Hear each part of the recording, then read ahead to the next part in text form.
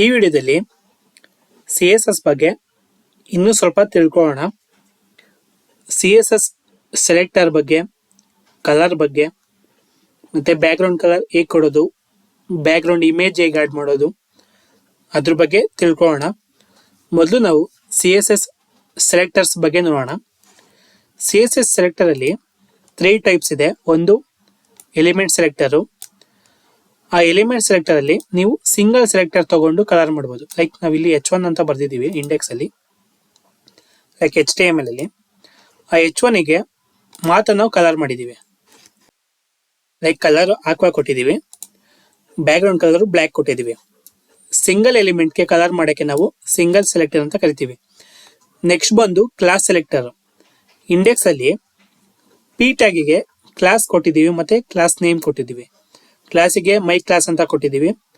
Class name ಏನು ಬೇಕಾದರೂ ಕೊಡ್ಬೋದು. ಓಕೆ, CSS ಅಲ್ಲಿ ಡಾಟ್ ಮೈ ಕ್ಲಾಸ್ ಅಂತ ತಗೊಂಡಿದ್ದೀವಿ. ಆಟ್ರಿಬ್ಯೂಟ್ ಅಲ್ಲಿ ಕ್ಲಾಸ್ ಅಂತ ತಗೊಂಡಾಗ ಕ್ಲಾಸ್ ನೇಮ್ ಏನು ತಗೊಂಡಿರ್ತೀವೋ ಅದಕ್ಕೆ ಡಾಟ್ ಬರ್ದಾದ್ಮೇಲೆ ಕ್ಲಾಸ್ ನೇಮ್ ಬರಿಬೇಕು. ಓಕೆ, ಅದ್ರೊಳಗೆ ನಾವು ಸ್ಟೈಲ್ ಅಪ್ಲೈ ಮಾಡಬೇಕು. ನೆಕ್ಸ್ಟ್ ಸೆಲೆಕ್ಟರ್ ಬಂದು ID ಸೆಲೆಕ್ಟರ್.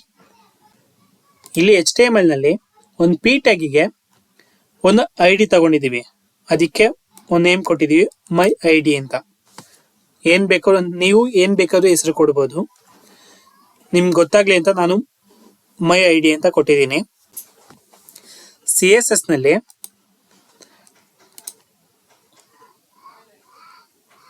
ID ನೇಮ್ ಬರಿಬೇಕಾದ್ರೆ ಮೊದಲು ನಾವು ಹ್ಯಾಶ್ ಟ್ಯಾಗ್ ಯೂಸ್ ಮಾಡಬೇಕು, ಆಮೇಲೆ ನಾವು ಸ್ಟೈಲ್ ಕೊಡಬೇಕು. ಓಕೆ, ಕರ್ಲಿ ಬ್ರೇಸಸ್ ಓಪನ್ ಮಾಡಿ, ಲೈಕ್ ಫ್ಲವರ್ ಬ್ಯಾಕೆಟ್ ಓಪನ್ ಮಾಡಿ ಸ್ಟೈಲ್ ಕೊಡಬೇಕು.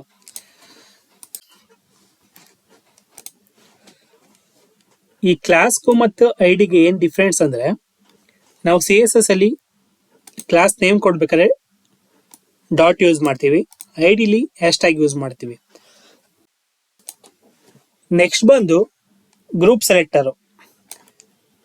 ಲೈಕ್ ಇಲ್ಲಿ ನಾನು H1 ಮತ್ತೆ ಕ್ಲಾಸು ID ತಗೊಂಡಿದ್ದೀನಿ, ಬಟ್ ಇಲ್ಲಿ H2ಗೂ ಮತ್ತೆ ಇಲ್ಲೊಂದು ಪ್ಯಾರಾಗ್ರಾಫ್ ಇದೆ. ಅದಕ್ಕೆ ಒಟ್ಟಿಗೆ ನಾನು ಇಲ್ಲಿ ಗ್ರೂಪ್ ಸೆಲೆಕ್ಟರಲ್ಲಿ ಸ್ಟೈಲ್ ಅಪ್ಲೈ ಮಾಡಿದ್ದೀನಿ. ಲೈಕ್ ಇದೇ ಥರ ನೀವು ಎಷ್ಟು ಬೇಕಾದ್ರೂ ಅಪ್ಲೈ ಮಾಡೋದು. ಲೈಕ್ ನಾನು ಇಲ್ಲಿ H3 ತಗೊಂಡ್ರೆ, ಲೈಕ್ ನಾನಿಲ್ಲಿ H3 ತಗೊಂಡು ಅಲ್ಲಿ ಏನೋ ಒಂದು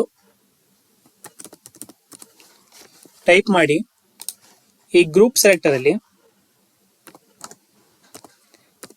H3 ಬರೆದ್ರೆ ಅದಕ್ಕೂ ಕೂಡ ಕಲರ್ ಆಗುತ್ತೆ.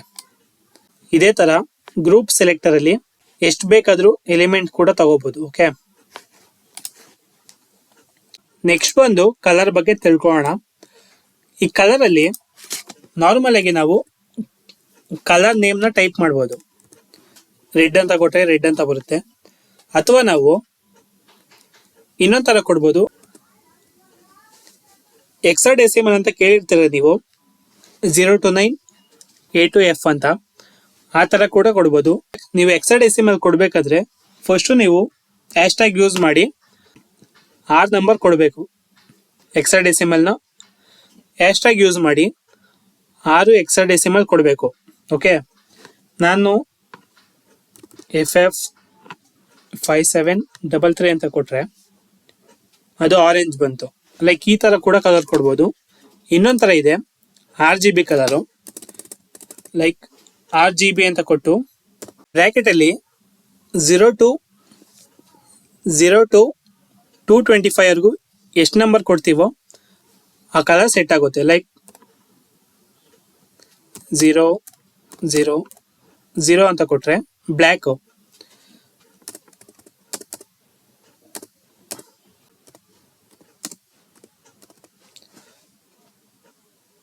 ಓಕೆ, ಇದೊಂದು ರೆಡ್ ಬಂತು, ಇದೊಂದು ಕಲರ್ ಬಂತು. ಸೊ ಇದೇ ಥರ ನಾವು ಈ ಕಲರ್ನ ನೋಡಿ, RGB ಕಲರ್ ಚೇಂಜ್ ಆಗುತ್ತೆ. 65 65 184. ಸೊ ಈ ಥರ ನಾವು ಯಾವ ಕಲರ್ ಬೇಕಾದ್ರೂ ಕೊಡ್ಬೋದು. ಓಕೆ, ಈ ಥರ ನಾವು 3 ಟೈಪ್ಸಲ್ಲಿ ಕಲರ್ ಕೊಡ್ಬೋದು. ನೆಕ್ಸ್ಟ್ ಒಂದು ಬ್ಯಾಕ್ಗ್ರೌಂಡ್. ಈ ಬ್ಯಾಕ್ಗ್ರೌಂಡಲ್ಲಿ ನಾವು ನೋಡಿದಾಯಿತು ಬ್ಯಾಕ್ಗ್ರೌಂಡ್ ಕಲರ್ ನೀವು 3 ಟೈಪ್ಸ್ ಕೊಡ್ಬೋದು. ಇನ್ನೊಂದು ಏನಂದ್ರೆ ಈ ಬ್ಯಾಕ್ ಗ್ರೌಂಡ್ ಅಲ್ಲಿ ತುಂಬಾ ಇದೆ. ಬ್ಯಾಕ್ ಗ್ರೌಂಡ್ ಅಟ್ಯಾಚ್ಮೆಂಟ್ ಅಂದ್ರೆ ಒಂದು ಫಿಕ್ಸ್ಡ್, ಯಾವ್ದಾದ್ರು ಒಂದು ಇಮೇಜ್ ತಗೊಂಡ್ರೆ ನೀವು ಫಿಕ್ಸ್ಡ್ ಅಂತ ಕೊಟ್ರೆ ಅದು ಫಿಕ್ಸ್ ಆಗಿರುತ್ತೆ. ಓಕೆ, ಬ್ಯಾಕ್ ಗ್ರೌಂಡ್ ಕಲರ್ ನೀವು ನೋಡಿದ್ವಿ. ಬ್ಯಾಕ್ ಗ್ರೌಂಡ್ ಇಲ್ಲಿ ನೋಡೋಣ ಮುಂದೆ. ಬ್ಯಾಕ್ ಗ್ರೌಂಡ್ ಇಮೇಜ್ ಮತ್ತೆ background position, repeat size, ಇವುದ್ರಲ್ಲಿ ಮೇನ್ ಆಗಿರೋದು ನಾವು ನೋಡೋಣ. ಅಂದ್ರೆ ಬ್ಯಾಕ್ ಗ್ರೌಂಡ್ ಇಮೇಜ್, ನೀವು ಯಾವ್ದಾರ ಒಂದು ವೆಬ್ಸೈಟ್ ನೋಡಿದ್ರೆ ಒಂದು ಟೆಕ್ಸ್ಟ್ ಹಿಂದ್ಗಡೆ ಅದೇ ತರ ನಾವು ಯಾವ್ದಕ್ ಬೇಕಾದ್ರೂ ಕೊಡ್ಬೋದು. ಲೈಕ್ ನಾನು ಇವಾಗ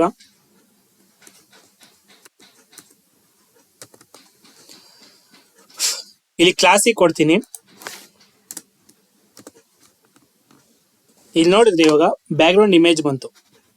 ಸೊ ಇದೇ ತರ ಬ್ಯಾಕ್ ಗ್ರೌಂಡ್ ಇಮೇಜ್ ಸೆಟ್ ಮಾಡ್ಬೋದು. ನೆಕ್ಸ್ಟ್ ಬಂದು ಬ್ಯಾಕ್ ಗ್ರೌಂಡ್ ಲೈನರ್ ಗ್ರೇಡಿಯಂಟ್ ಅಂತ ಇದೆ. ಅದೇನು ಅಂದ್ರೆ ನಿಮ್ಗೆ ಅರ್ಥ ಆಗ್ಲಿ ಅಂತ ಇದೆಲ್ಲ ಕಮೆಂಟ್ ಮಾಡ್ತೀನಿ.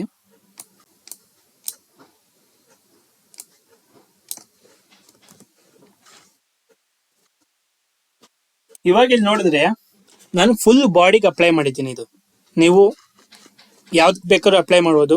ಕ್ಲಾಸ್ ನೇಮ್ ತಗೊಂಡು ID ನೇಮ್ ತಗೊಂಡು ಅಪ್ಲೈ ಮಾಡ್ಬೋದು. ಓಕೆ, ನಾನಿಲ್ಲಿ ಬಾಡಿಗೆ ಬ್ಯಾಕ್ ಗ್ರೌಂಡ್ ಲೈನರ್ ಗ್ರೇಡಿಯಂಟ್ ಅಂತ ತಗೊಂಡು to right red and blue ಅಂತ ಕೊಟ್ಟಿದ್ದೀನಿ.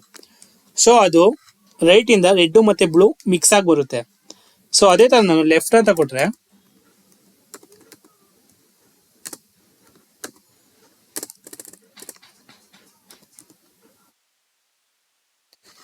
ಲೆಫ್ಟ್ ಇಂದ ಬರುತ್ತೆ.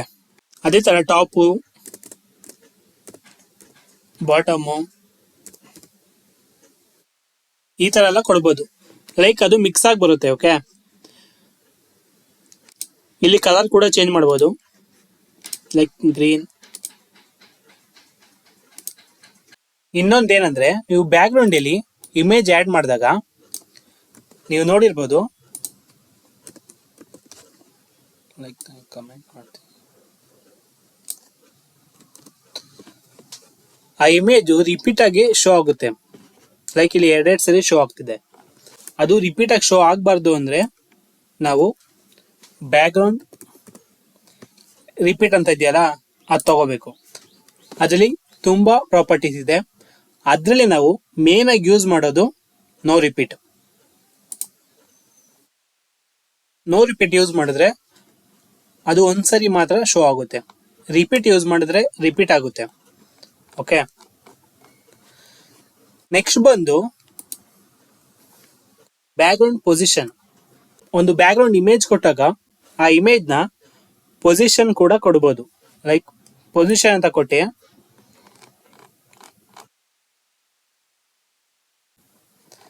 ಇದ್ರ ಬಗ್ಗೆ ನೆಕ್ಸ್ಟ್ ವಿಡಿಯೋದಲ್ಲಿ ತಿಳ್ಕೊಳ್ಳೋಣ.